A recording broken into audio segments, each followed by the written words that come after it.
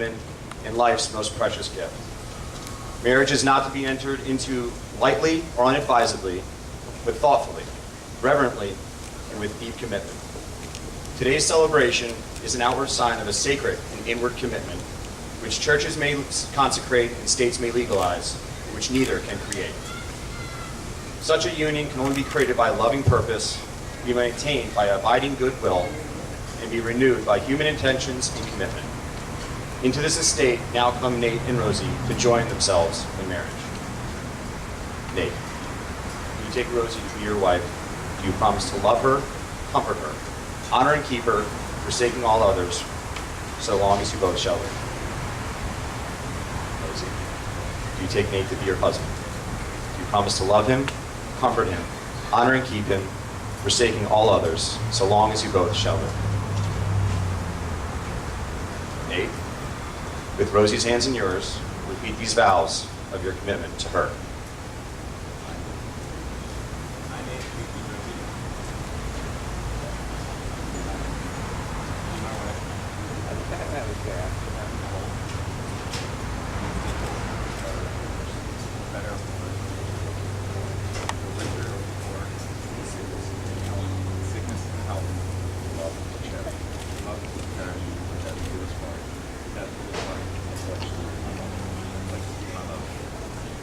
Rosie.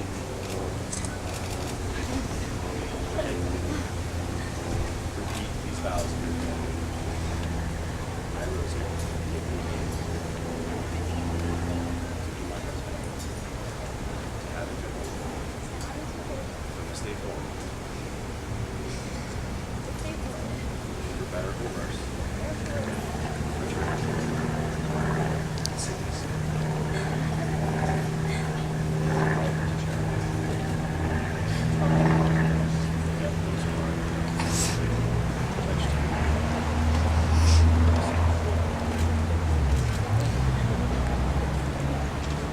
as a token of this commitment, you will now give and receive the marriage rings. May I have the rings, please, Matthews?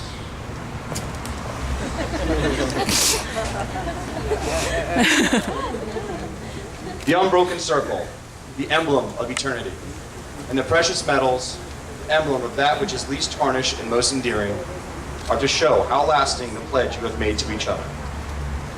Nate, place your ring on Rosie's finger and make your pledge to her.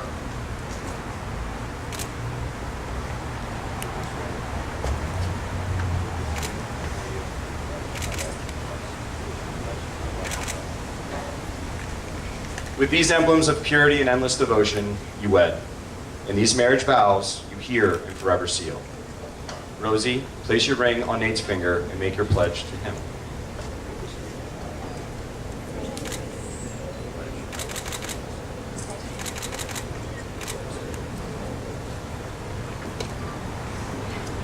So for those that don't know me, which up until yesterday was probably everyone here except Nate, I've known Nate for a little over 10 years now. We played lacrosse together at Penn State, and Nate was one of my favorite rookies. I was a senior, he was a freshman when he came in. In fact, when Nate first contacted me to perform this wedding, one of the first thoughts that conjured up in my mind was when I had to cover Nate for the first time in practice.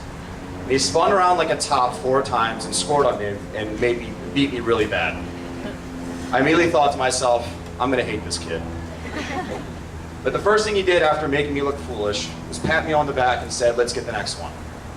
His sincerity and respect for his upperclassmen was evident, and it changed my perception of him.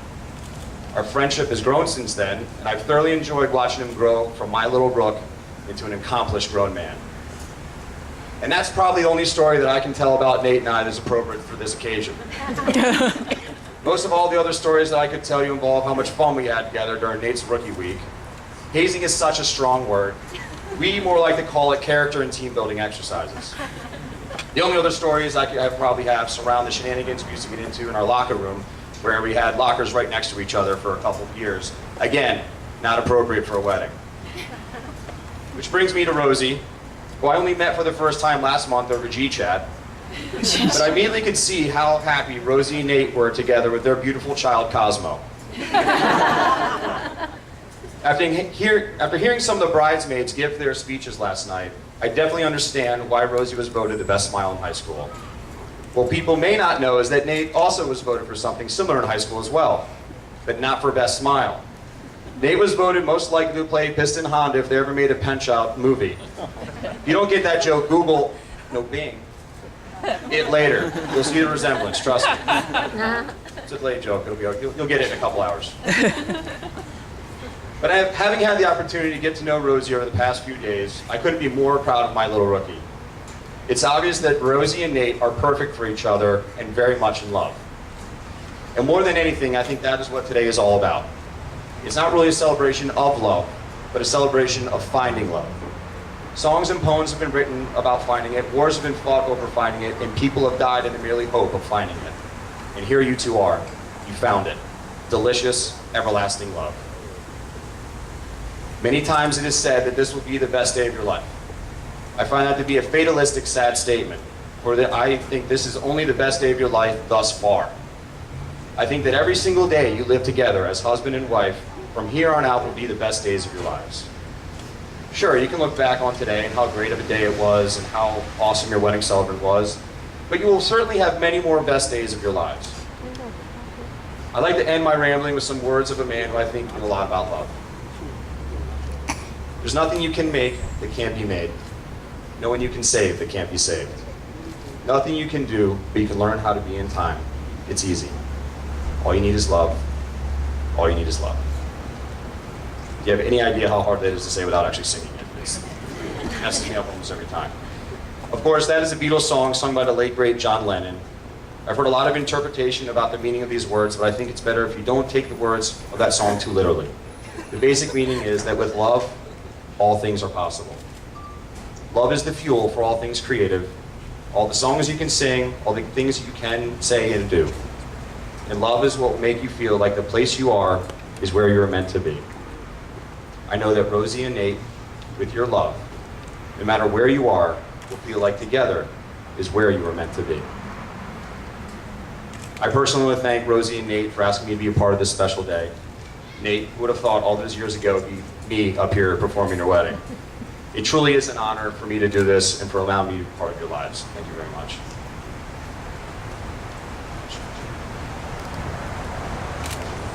No single event marks a marriage. A marriage is the freely chosen union of two individuals. It is both the culmination and commencement of a lifetime of love. Through the statement of common spirit and the exchange of rings, you have done what in truth neither state nor church can do. You have joined yourselves in a shared destiny. And now, for as much as Nate and Rosie have consented together in marriage, declaring their love for one another and joining hands and exchanging rings as tokens of that love, by the authority vested in me by the state of California, I now pronounce them to be husband and wife together. Nate, kiss your bride.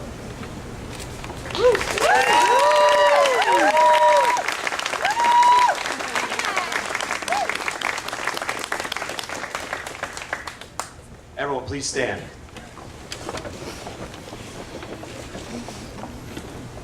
Nate and Rosie, may the spirit of love and life bless you and keep you. May the suns of many days and years shine upon you. May the love you have for one another hold and hold you close. May the good true light within you guide you on your way together. May your dreams come true, and if they don't, may new dreams arise. And long, long years from now, may you look at one another and be able to say, because of you, I have lived the life I've always wanted to live. Because of you, I've become the person I've always wanted to be. Ladies and gentlemen, I now pronounce to you for the first time, Mr. and Mrs. Nate and Rosie Whitaker.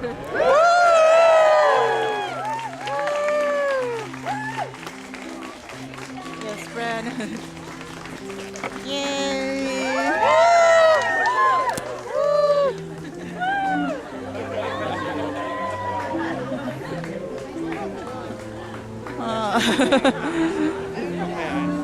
Yeah, save it for Max's wedding.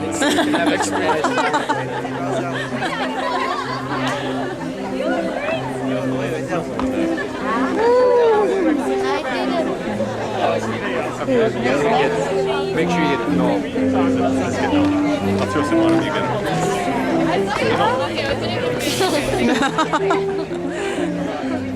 it.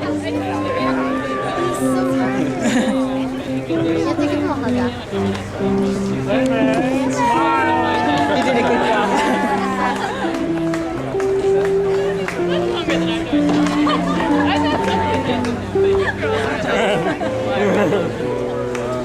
job.